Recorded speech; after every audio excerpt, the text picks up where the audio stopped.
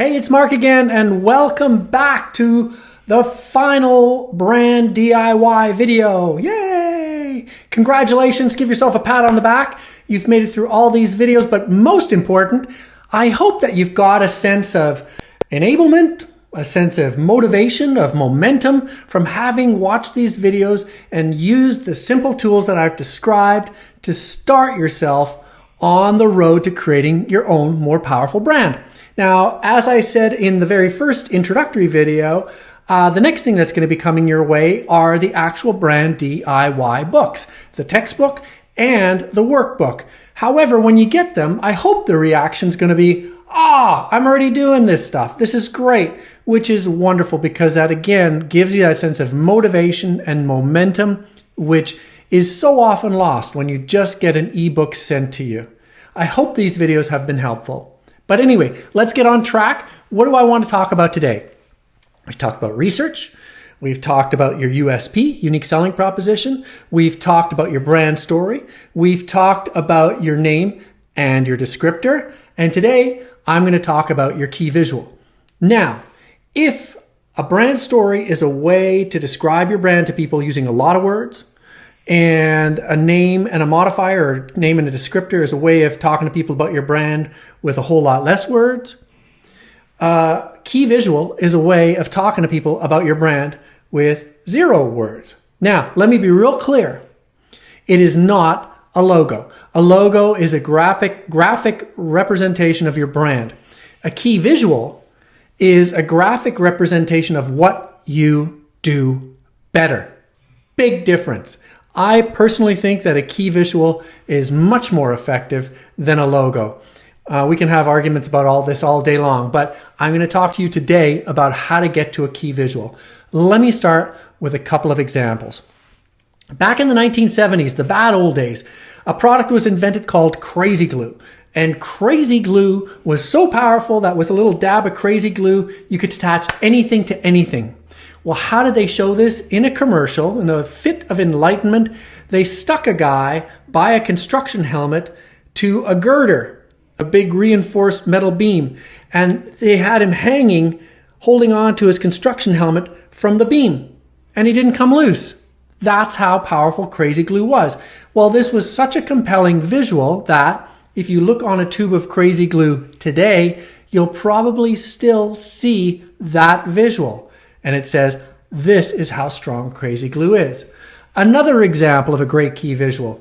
American Tourister luggage came out in the 1960s, back in the days when people said, the people working at airports, they're like a bunch of gorillas. They just throw my bags around. So what did American Tourister do? They did a commercial where they threw one of their suitcases in to a gorilla cage at the zoo. And the gorilla actually, literally tried to tear the suitcase to pieces.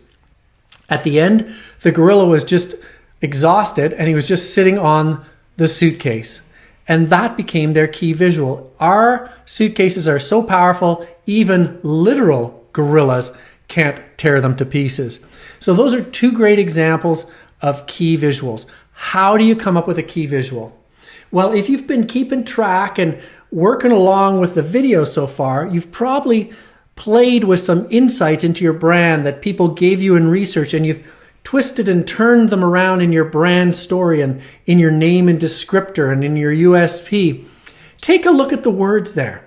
Were there any metaphors that you heard from people? Your brand is just like combining chocolate and peanut butter. Oh, well, there you go. There's an interesting idea.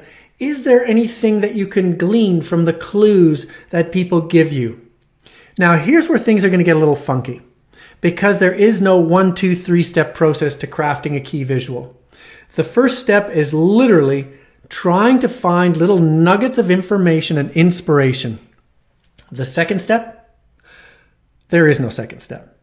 The second step is literally walking away from it, having a nap, maybe a glass of red wine, going around the block, going to bed, doing something else for a little while, and letting your brain digest the information and reformat the information itself. And trust me on this, if you leave your brain to do this, it will start spitting out little nuggets of insight gold all on its own. if you try to do a 1, 2, 3 step process, first we got to do this, then we got to do this, then we got to do this, your brain will shut down. It will not give you the freedom to just think about stuff. So there's only 2 steps in crafting a key visual. 1, go out and gather up all the nuggets of wisdom and insight that the process to this point has given you.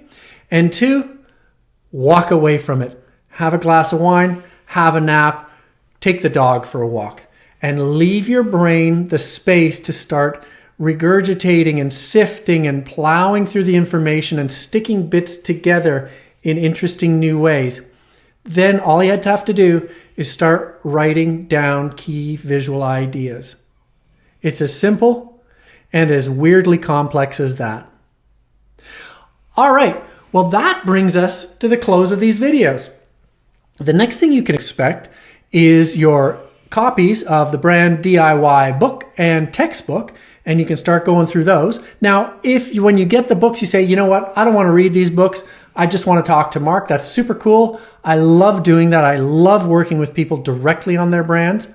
You can press the button and jump the queue and talk to me directly on the phone or on video, and we can start working through your brand directly. However, I would still strongly advise that you take a look at the BrandDIY book, because this is all about empowering you and giving you momentum and giving you control, because the more control you have over your own brand, the more fun you have building it, and the better that brand is going to be.